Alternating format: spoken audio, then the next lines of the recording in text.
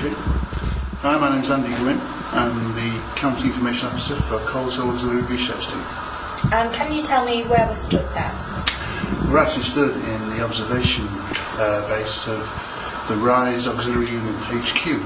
What were they designed for? Well, it was mainly used as a rest area for units that would go out during the night.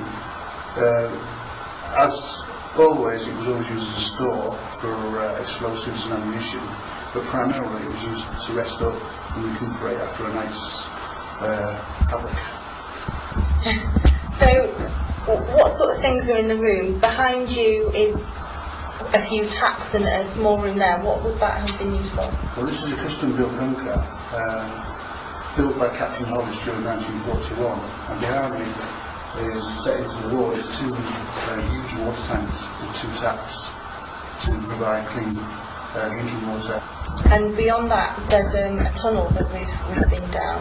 What would that have been used for? Two tunnels behind us, one leading up to what we think is an explosive store, and then branching up from that is the main tunnel to the escape hatch.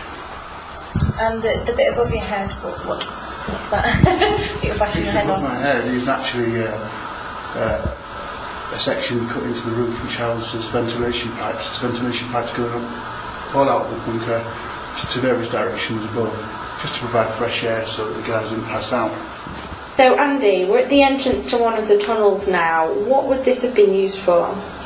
The area that we're in at the moment, we think, is an ablutions area, which probably could have housed two chemical toilets. This tunnel you see behind me here, it runs down to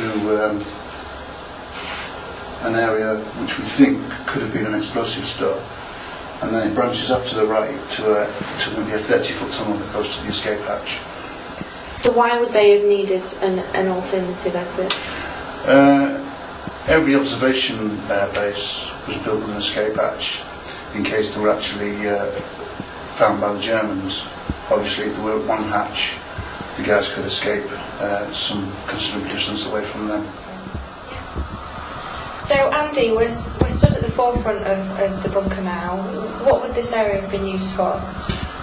This area would be used mostly for relaxation purposes. We have the remains here of 6 bunk beds, so there's sleeping here for 12 chaps to actually rest up during the night. They're surprisingly well intact to say how long they've been down here, aren't they? Well, they've been down here now for just over 70 years. And 15 years ago, these beds were actually intact. You could have walked down here 15 years ago and you would have seen the bunk beds intact. In the last 15 years, they have decayed somewhat and started to collapse, the same as the entire underground base, really. And how many men would have slept down here? Well, there is sleeping for 12, but as an HQ, the bunks could have been removed, and you've probably got about 50 men down here, no problem. So Andy, this is how people would have entered the tunnel, isn't it? So this is the main entrance shaft, which you wouldn't have seen. This would have been completely covered up with a hatch cover. Basically, it would have been covered with the same vegetation that you see around. This is Emma Wright reporting for the Hull Daily Mail.